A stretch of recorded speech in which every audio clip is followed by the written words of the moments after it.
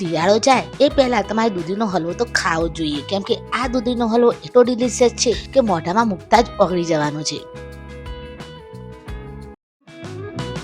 અમારી ચેનલ ઘરની રસોઈ કવિતા સાથેને સબસ્ક્રાઇબ કરવા માટે તમારો દિલથી ધન્યવાદ. આ દૂધીનો હલવો ખાધા પછી ગાજરનો હલવો હોય કે પછી કોઈ પણ મીઠાઈ હોય, તમને આની આગળ ફિક્કી જ લાગવાની છે. અહીં મેં મીડિયમ સાઈઝની દૂધી લીધી છે.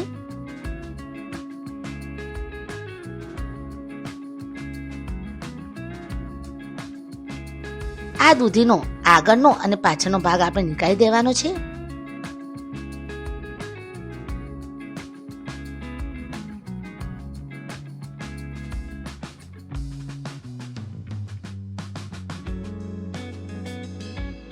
દૂધીના ઉપરની છાલને આવા ગ્રેટરની હાથથી આપણે નીકાળી દઈશું.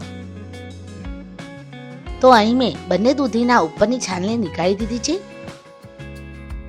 બસ હવે આ દૂધીને આપણે આવા ગ્રેટરના હેલ્પથી છીણી લેવાની છે. મોટા કાણાનો આપણે યુઝ કરીશું, નાના કાણાવાળા ગ્રેટરથી આપણે નથી છીણવાનું, કેમ કે થોડી મોટી છીણેલી દૂધી હશે તો હલવામાં દૂધીની કતરી બહુ સારી રીતે દેખાશે. તો ચાલો આને છીણી લઈએ.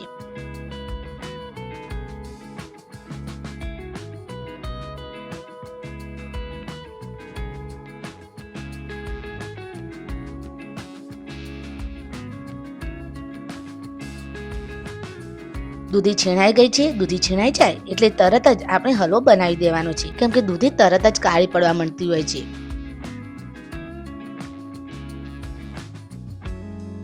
પેનમાં 1 ચમચી ઘી નાખી દઈશું.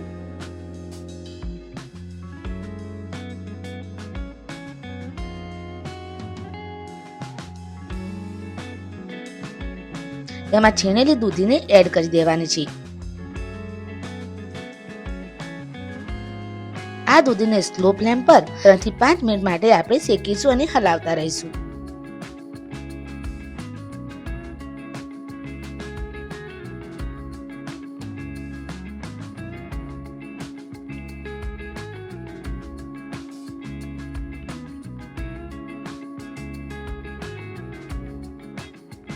તમે જોઈ શકો છો કે દૂધીનું બધું પાણી બળી ગયું છે અને ઘી પણ થોડું દેખાવા લાગ્યું છે. નેક્સ્ટ સ્ટેપમાં 1 થી 1.5 ગ્લાસ ગરમ દૂધ આપણે એડ કરી દઈશું. ગેસની ફ્લેમ આપણે મીડિયમ ટુ હાઈ રાખીશું.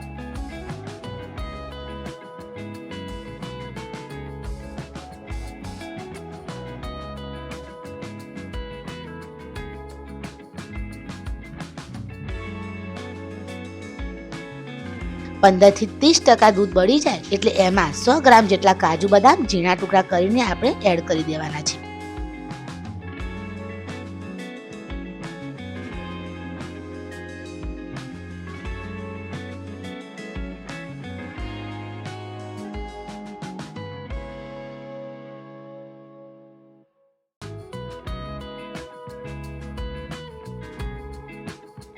તમે જોઈ શકો છો કે દૂધ 50% જેટલું બળી ગયું છે. એમાં 2 થી 3 ચમચી દૂધની તાજી મલાઈ આપણે એડ કરી દેવાની છે.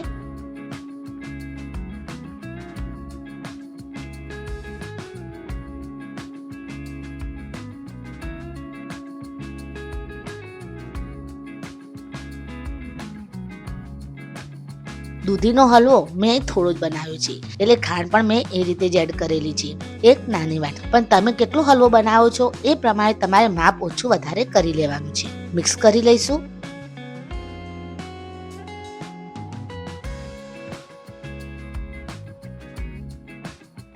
દૂધીના હલવાનો કલર બહુ મસ્ત લાગે અને હલવો દરેકની આંખને જોવો ગમે એ માટે એમાં 1 ચપટી ગ્રીન કલર આપણે એડ કરી દઈશું. કલર નાખવો ઓપ્શનલ છે. 1 ચપટી કલર નાખ્યો હોય તો દૂધીનો હલવો દેખાવામાં જોરદાર લાગતો હોય છે, એટલે મેં અહીં કલર એડ કરેલો છે. તમે જોઈ શકો છો કેટલો મસ્ત લાગે છે કલર એડ કરવાથી.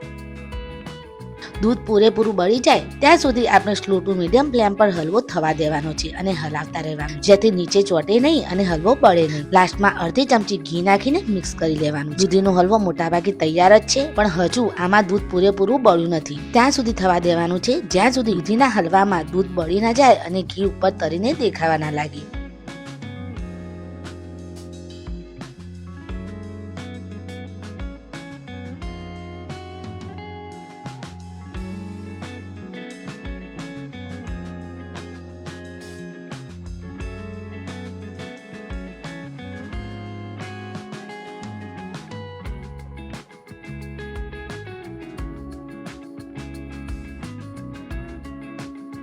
તૈયાર છે બહુ જ ટેસ્ટી એવો દૂધીનો હલવો. અમારી રેસીપી કેવી લાગી કોમેન્ટ જરૂર કરજો.